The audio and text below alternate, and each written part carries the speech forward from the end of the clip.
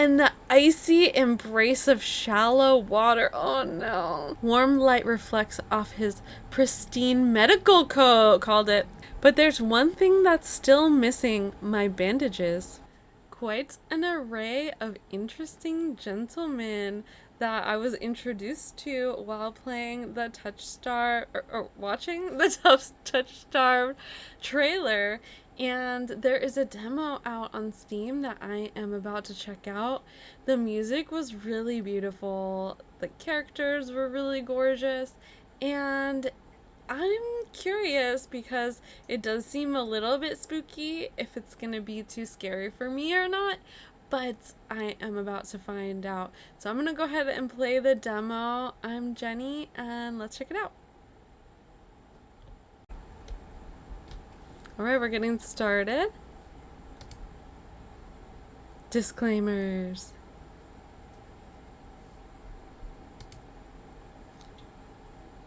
Okay. It's a demo, not the finished product. Thank you. Cute. TOUCHSTARVED is intended for an older audience. It contains mature content that includes, but is not limited to, horror, graphic violence, strong language, alcohol and drug references, injury, and dismemberment. Player discretion is advised. What am I getting myself into here? If you accept the content warning, please click to proceed. Okay, we're gonna do it. Let's see. Your choices matter. Your choices always matter. The decisions you make may result in unique dialogue, interactions, or even choices in red text, which contain exclusive content. Try playing through the demo more than once and choosing different options. You might even uncover a secret ending. And remember, there are no wrong choices, only interesting ones. Choose wisely and save often. Okay, I'm gonna have to figure out how to save. Controls: click left to progress text and dialogue, mouse wheel up to rewind text and dialogue, down to progress text and dialogue, spacebar, hide the UI, press space again to bring it back. Yeah, I don't know what's going on. We're gonna just go for it. Choose your name. Let me put, let's put Jenny. Then they can talk to me directly. Choose your pronouns. She, her. Because that chick isn't available. This world began to unravel long before you were born. This sounds really dramatic, okay? Let's see. It began with fog fall. Spectral mist bled from the seams where reality wore so thin it split. Yeah, this is real dramatic. And from that fog emerged monsters, inhuman beings with natural powers. Some possessed language and intellect. Others were mindless beasts driven by little more than the desire to slaughter. What kind of game is this that I'm playing right now? I thought this was like a romance game where I get to be romanced by a bunch of beautiful men, but apparently this is like, okay, it's a whole situation. As cities fell and unrest spread, humans united in their fear while monsters thrived in the chaos. Then there's you. Okay, who am I? You're not even sure if you're human. You are born cursed, with hands that alter the mind of anyone you touch. Ooh. Choose your backstory. Okay, let's see what we've got. The unnamed, a fallen oracle. You were raised as an oracle in a remote temple. So far, this is sounding like it's gonna be me. The priest claimed your touch bestowed enlightenment, but a visiting mage revealed your curse for what it is.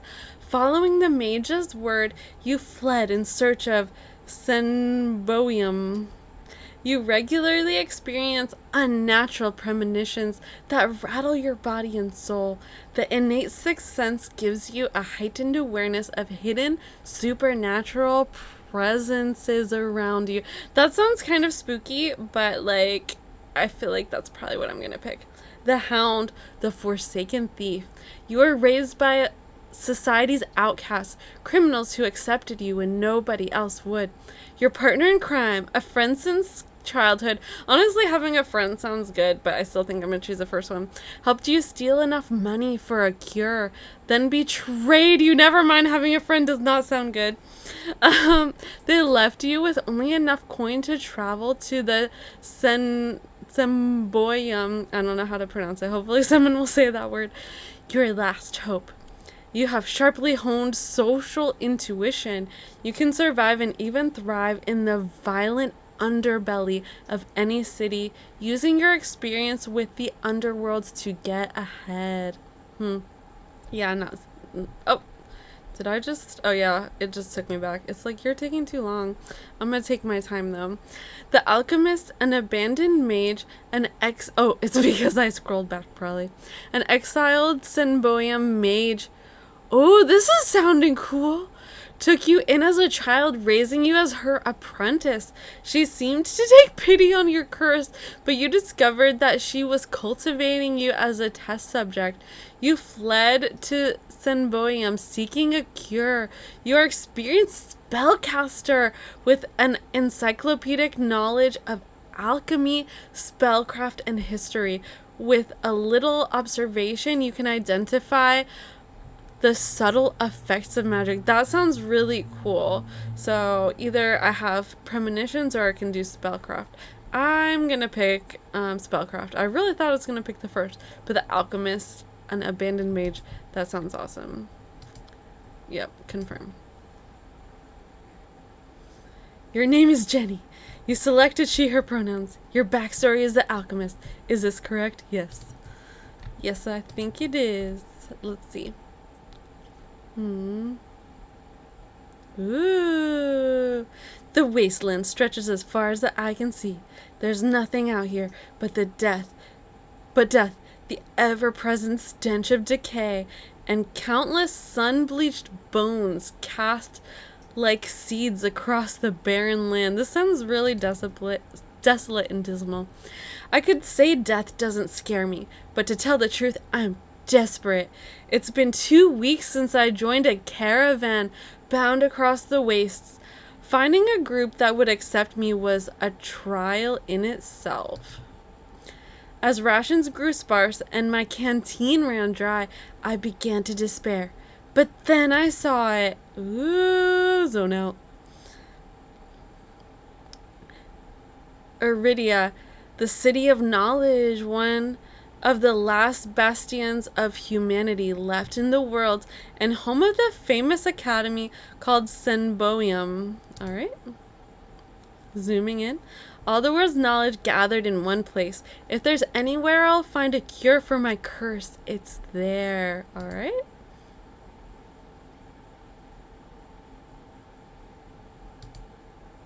All that stands between me and a cure is a final stretch of salt-soaked waste, or so I think, until I see the first tendrils of fog snaking beneath the wagon. Let's see. Boom. New landscape. Is this... Hushed voice. Is this fogfall? My stomach sinks at the very whisper of it. A silent storm more devastating than fire. Dangerous in cities, but a death sentence beyond them. A thick blanket of fog engulfs us, smothering out the lantern's light. The wagon lurches to a stop. An eerie silence, heavy as the mist falls over us. The only warning we get is a strangled scream. Distant voices, "Stay back! No!" The cry dissolves into wet gurgling. Then the wagon violently pitches to the side. I hit the ground hard. The air punched from my lungs. When I open my eyes, adrenaline lends sudden, awful clarity to the carnage around me. Oh, a traitor I once shared bread with lies face down in the mud, their back reduced to long strings of torn muscle, gleaming gristle, and exposed bone. Okay, this is a little much for me, to be honest with you. Bodies litter the wasteland. Oh, I try to rise, but my ankle explodes with pain so blinding. White blooms across my vision. Only when my eyes adjust do I see the dark shape in front of me. Look at that. Oh, a soulless stoops over the twisted form of a cavalier. I freeze, but it swivels its head. A dozen bulging eyes twitch in my direction and blink as one. Creepy. As if I wasn't already creeped out, the soulless lets out an ear-splitting shriek and runs at me. But right before it reaches me, the beast barrels past, vanishing into the mist. Distantly, a horse screams in the dark. I need to move, now. Run for the city or head towards the wagon. Yeah, I'm thinking the wagon's closer, so I'm gonna head towards the wagon. I take cover beside the wagon, where the air is thick with greasy smoke. Fire eats through the gaping hole, spluttering where lantern oil mixes with brackish water. Ugh. Every person I see is dead or dying, except one. Oh, who is this gonna be? Traveler. Oh, All Mother, rather. Forgive our sins. Guide us to your hearth. We are worthy. We are worthy. A traveler grovels by the flames, their hands clasped above their head in fervent prayer.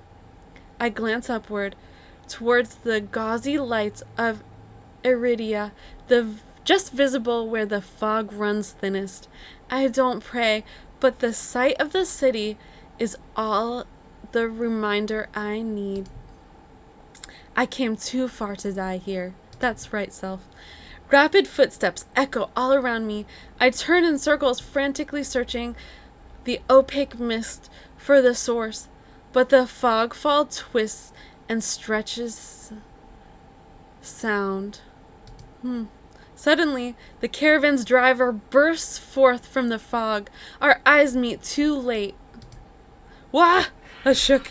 He slams into me, knocking me to the ground, and slips in a patch of mud. The soulless falls on him as soon as he slows. Oh, there he is. It catches the driver by his throat. I guess they're calling the soulless it. And rakes his stomach with razor-sharp claws. Ooh. He comes apart like wet paper, spilling intestines and viscera in steaming tide. Ooh. That sounds disgusting. Fighting the urge to heave, I claw frantically through the slippery muck for a handhold. Shit. My hand catches on the jagged edge of a rib jutting up from the water. Bandages unfurl around the gouge, torn deep into my palm. Ugh. The pain's quickly forgotten when a hand closes around my wrist. Oh, traveler says, "Can you stand?" The praying traveler leans over me. We need to run. They reach for my hand, and I realize too late that my bandages have come undone. No, don't touch me. The sensation of their thumb brushing the back of my hand sends a shiver down my spine. Ugh. All it takes is one touch, and the space of a breath, my curse takes hold.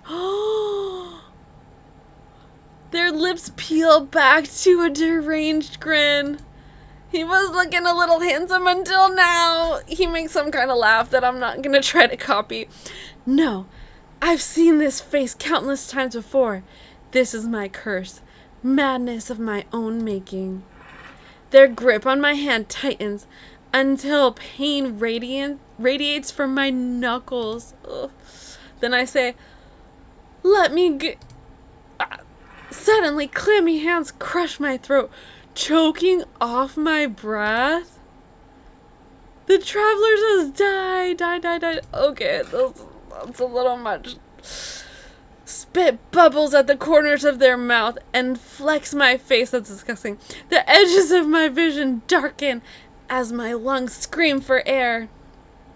Scream for help or fight them off. We're gonna fight them off. My nails gouge deep into the traveler's wrist, but no matter how much blood I draw, they don't flinch. The more I struggle, the tighter their grip grows. My pulse hammers in my ears, slowing with each thudding beat. This can't be happening. Oh, whoops, I just scrolled the wrong direction. There we go. I'm going to die, and not because of the fogfall or the soulless, but because of my own curse.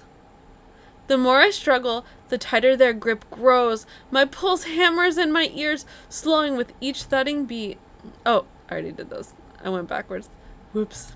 Okay. Tears sting my eyes. No. Not here. Not like this. The hands drop from my neck, leaving me wheezing for air. My lungs burn with each ragged cough. My vision clears, and the traveler's face takes shape, hovering inches from mine. Lips still split in that macabre smile, even as blood seeps between their teeth. That's disgusting. They give one last shuddering breath, then slump over, the claws hooked through their stomach. Ooh. The soulless shoves the body aside, and the glowering eyes studying its leathery skin as though grinning. Oh. I don't know what that was, but it sounded gross. There's a flash of claws. Reds spill across my vision. That can't be good. I thought there'd be pain, but as I sink into the murky water, all I feel is the grit of silt filling my mouth and the icy embrace of shallow water. Oh no. Distantly, I notice an arm resting among the outcrop of reeds. Mine neatly severed at the elbow. That happened. It should have taken both arms. Without them, maybe I could have survived. Maybe I could have had a home. Instead, I'll die cold, alone, and face down in a desolate wasteland. Okay, this is really a lot. A fitting end for a monstrosity like me. Ugh. What's happening? If this is death, it's not as bad as I feared. The cold is gone, as the choking stench of bog water. As is the choking stench of bog water. Okay. I could drift forever, cocooned in oblivion, until all thought and sensation vanished. No curse, nobody howling at me in madness and terror, nothing at all. The thought has a terrible appeal to it. But the next moment I take a reflective breath. Air pours into my lungs and then out again in a ragged gasp. I'm trying to make that sound. Feeling comes flooding back.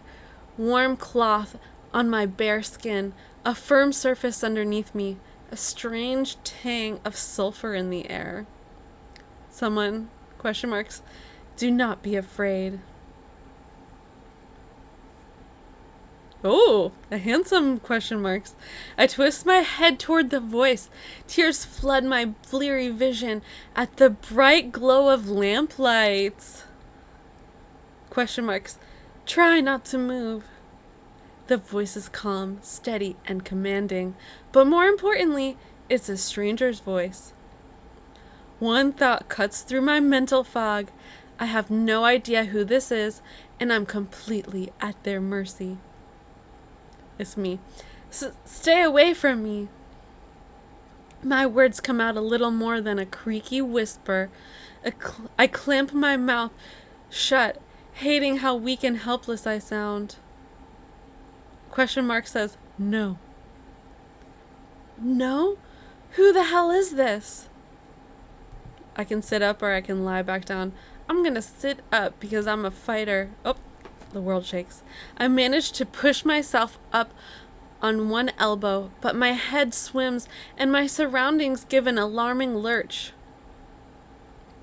Ah, a stubborn patient. Ah, patient. Is this a doctor? I don't have the strength to dignify that with a response. Instead, I pull the sheet up higher and wipe my eyes until my vision clears. Oop.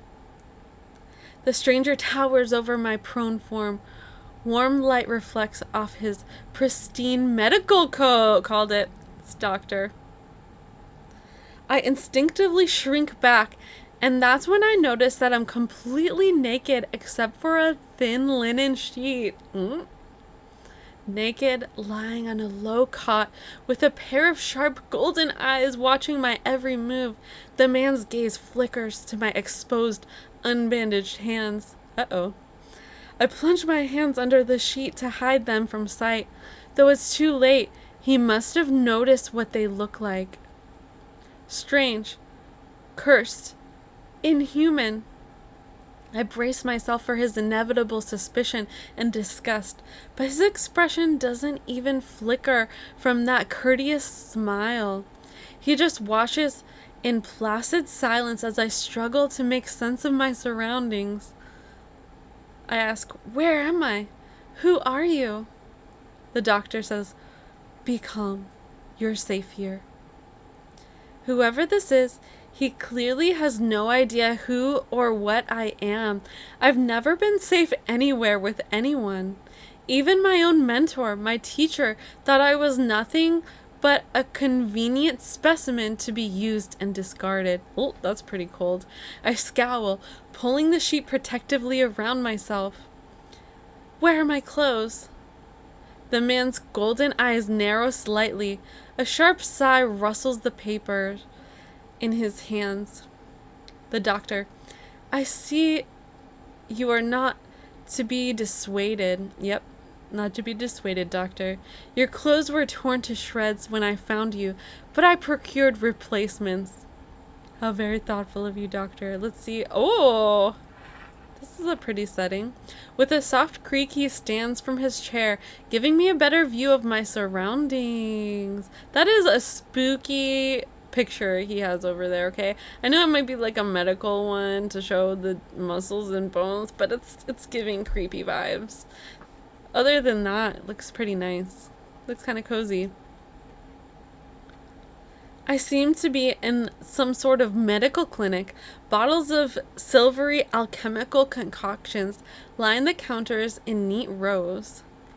The air makes my nose twitch, a faint whiff of smoke and something distinctly metallic that I can't quite place. Who else thinks it's blood?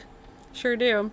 The doctor produces a large, dense bundle of cloth, which he sets at the foot of my cot. He's easily a head taller than most, and I have to crane my neck to look at him. The doctor produces... Oh, yeah, here we go. I can say thank you, or could you step out? I'll say thank you. I should be polite if I can, especially since I don't know who this is, what he can do, or what he wants with me. That's right. Thank you. You are welcome. I will leave you to get dressed. With a curt nod, he leaves through a narrow door. I hear a soft click as the lock turns behind him. I count to 3 in the sudden silence. When I don't hear any more footsteps, I reach for the bundle of clothes. An itch on my elbow stops me short.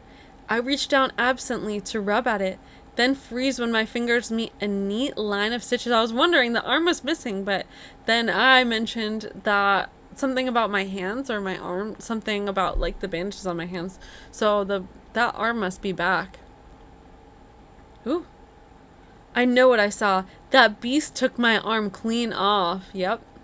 And yet my arm shows no sign of injury apart from the black stitches poking through my skin. I gingerly flex my fingers, feeling my heart race at the sensation. This is impossible. I should be dead, or at the very least gasping out my last breaths. I squeeze my eyes shut, waiting for the pleasant dream to unravel, to wake up bleeding out in the swamp. But nothing happens. The seconds tick by, and my arm remains resolutely healed, my surroundings pristine and quiet. So it seems like this doctor knows what's going on and has fixed my arm, has like stitched it back on rather. Yeah, interesting. And it seems like my character is not really like the doctor knows what's going on with me. In numb disbelief, I reach for the replacement clothes and begin stiffly pulling them on. They're thicker and warmer than mine were, with a black woolen cloak to go with them. Ooh. But there's one thing that's still missing, my bandages. The golden-eyed man didn't leave me with any, even though I know he saw my hands. I slide off the bed and take a few unsteady steps toward one of the drawers. If this is indeed a doctor's clinic, there must be bandages somewhere. I start opening drawers at random, and of course, that's when the door swings open once more. Yeah, I think this doctor may not be happy with me going through his drawers. Doctor, are you looking for something? I whirl around, clutching a thick roll of clean bandages. I try to step back from him, but my legs bump up against the edge of the cot. Ooh. This is awkward.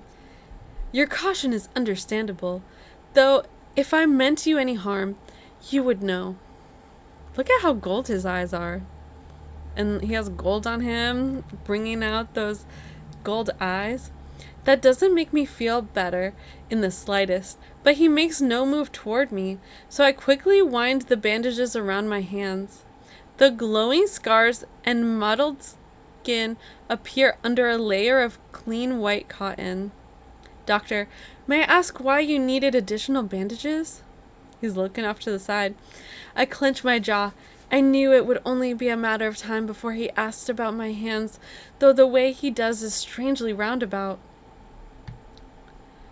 I can say nothing, glare at him, or decline to answer. I mean, I would rather just tell him, but apparently I'm evasive, so let me decline to answer. Well, that's a very personal question, and I don't really want to answer. Oops. Is that so? Surely you realize that I can only help if you tell me what ails you. An involuntary snort of laughter escapes me. Where would I even begin? Would he even believe me if I told him? No, best to keep my curse to myself for now, and learn more about him first. Who are you? Oh, I mean, I don't know how to pronounce his name, so we're gonna hope that I get this right. Kuras. You may call me Kuras. I think I'm just gonna call him K from now on, because I don't know how his name is actually pronounced, and if I call him the wrong thing the whole time, and then when this game comes out I find out it's pronounced differently, I'm gonna feel real awkward about it. So I'm gonna call him K. And where exactly am I? K says, Iridia, which I assume was your caravan's destination. I can think of nowhere else for a group of travelers to go. Iridia, so I made it to the City of Knowledge after all. I should feel relieved, but all I can manage is a vague sensation of increasing unease. How did I end up here? I brought you to my clinic, of course. You are the only survivor from the caravan, barely clinging to life. You needed immediate treatment. Which you provided? Yes. He says it so simply, as if I'm a small child and he's explaining basic addition to me. I frown and flex the fingers on my recently healed arm. Aside from being a bit stiff, it feels fine. Thoroughly attached to me. You're saying that you stitched my arm back on? Pardon? A Solus attacked the caravan. It ripped everyone to shreds. It tore my arm clean off. But when I woke up here, I spent my entire life learning from a Cenobium mage, and I know of no alchemy or magic that could reattach a severed limb. Even if you somehow could heal me by magic, I should detect traces of it, but I sense nothing out of the ordinary at all. The doctor, K, pinches the bridge of his nose. He sits back in his chair, quiet for a long time. I do not know where you come from, but Iridia is the city of knowledge and deadly secrets alike. Information is power, and it is most unwise to give or receive it freely. Interesting. Since you have refused to divulge your secrets, I will not divulge mine. I do not even know your name. You are new to Iridia, so I will overlook this specific breach of etiquette. However, you should not expect others to extend the same courtesy. Do you understand? He looks pointedly at my freshly bandaged hands. Loath though I am to admit it, he has a point. I'm also a complete stranger to him, and if he's telling the truth, he saved my life. I take a deep, steadying breath. This time when I speak, I sound a bit more like myself. Jenny. My name is Jenny. Kay says, It is my pleasure to meet you, Jenny. There's a little more warmth in his smile, his polite demeanor back in an instant. I can say thank you for saving me, or why did you save me? I'm going to ask him why. If there's anything I've learned, it's that everybody wants something. With the world in such peril, no one reaches out a hand without expecting something in return. Can I ask why you saved my life? You don't know me. The question seems to startle Kay. I could hardly leave you to die in the wastes. Assisting those in need is the very essence of a doctor's duty. I've never met a doctor who also handed out free clothes. My fingers find the edge of the cloak. There's a subtle but delicately embroidered pattern around the hem. I try not to think about what kind of price Kay might ask for such well-made clothes. No, I suppose I do not. Forgive my presumption. I rarely come across so fascinating a patient. Oh, I'm fascinating. I blink. What did he just say? I simply meant that few would cling to life so resolutely, or brave such a perilous journey to Iridia. I could not help being curious about you, Jenny. His voice dips to a soft murmur as he abruptly looks away from me. Let's see, I can say you're pretty curious yourself, or I don't know what to say to that. Yeah, I'm going to tell him he's curious too. You're pretty curious yourself. Am I? Well, I haven't forgotten about my arm. I wiggle my intact fingers at him. Clearly not. But you haven't asked me for any payment either. I require none from you. Travelers do not have an abundance of coin, and it would be unethical to leave you destitute in a strange place. I fall silent, unsure what to say to that. Nobody would help a horror like me for free. There has to be some kind of catch or trick, right? Oh, it shook. A loud knock at the front door stops our conversation cold and spares me from having to say anything else. Duty calls. Unfortunately, you are not my only patient today. The knocking grows more insistent, and Kay lets out a tired sigh. Please wait your turn. Though he says it quietly, the clamor on the other side of the door abruptly stops. Kay asks, do you need anything before you leave, Jenny? Oh. Between the soulless attack and my miraculous survival, I'd almost forgotten why I came to Iridia in the first place. I need directions to the cenobium. The cenobium? The look on his face is downright chilling. He pauses, choosing his words with cold deliberation. When he speaks again, whatever you seek, it is very unlikely you will find it there. The cenobium's gates open for precious few visitors. Even if they did, you would not like what you found inside. My heart sinks. Is he saying that I came all this way for nothing? Risked life and limb for nothing? No, that can't be. I've only just arrived. Iradia's the largest city still standing. There has to be a cure for me here. Then if not the cenobium, where would you suggest? Do you know anyone else in Iridia? I shake my head. Then I suggest a local guide. Head to the Wet Wick and ask for Leander. Excuse me? The wet what? Oh, let me save just in case. Oh.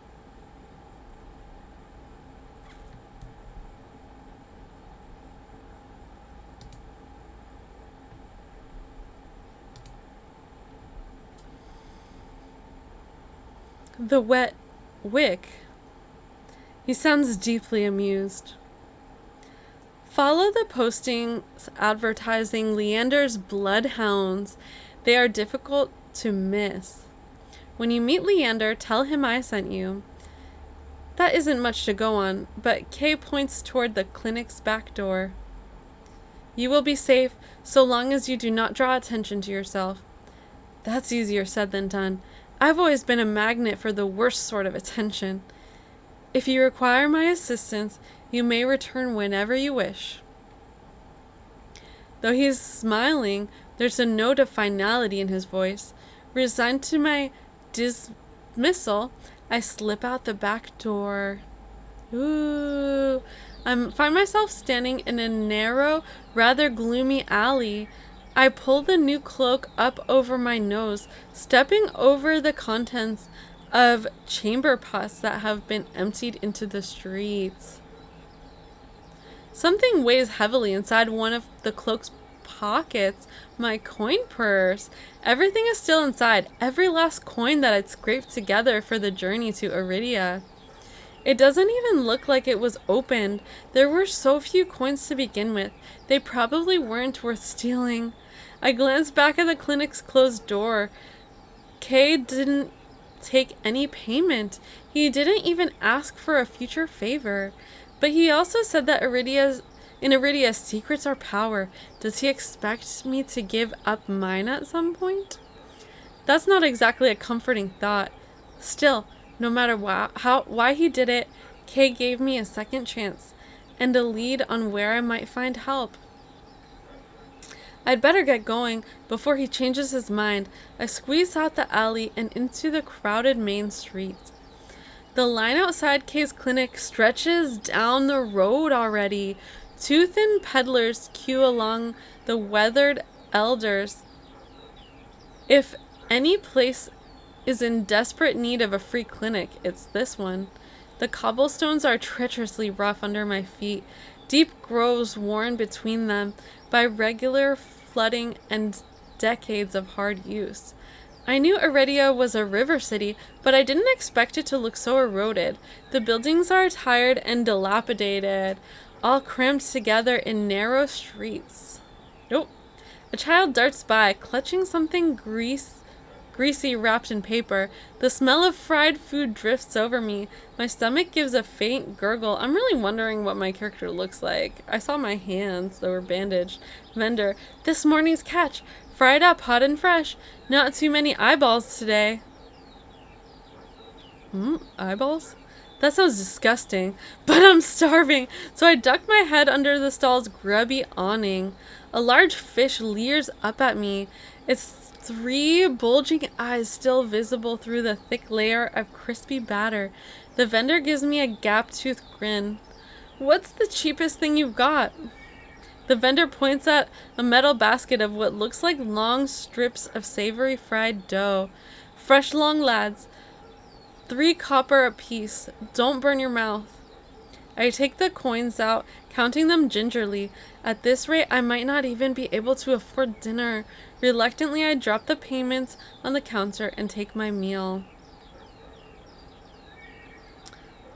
2 streets later, I pass under a wrought iron archway adorned with dangling garnets of red and pink lilies. I'm gonna stop here because I think this is gonna go on for a while, so I'm gonna save it and end there for now. So the beginning of this already is pretty scary. A lot of things have gone down. I almost drowned. I lost an arm. I have some kind of curse on me. I was sewn back up by a doctor who won't tell me much of anything. And I'm heading to go to see another person, and I don't really know much about that person. The doctor was pretty handsome, but it's just a very spooky feel to this whole story. It is definitely on the scarier side for me. The beginning was pretty freaking scary with that soulless attacking me. I think that's what it was called, the soulless. Anyway, it attacked me and took out everyone that I was with. Yeah, that's quite a beginning to a game. So no idea what the deal is with Leander, who I'm now heading to see. And apparently I don't have much money. So we're gonna figure this out from here. I'm not sure how long this demo is going to last. But yeah, I'll have to check out Leander and see what's to come. See if I have enough dinner money next time. Thanks so much for hanging out with me, and if you've enjoyed watching this gameplay, check out my channel trailer of this game. Look forward to connecting with you again soon, and I will be sending so much love. Till next time.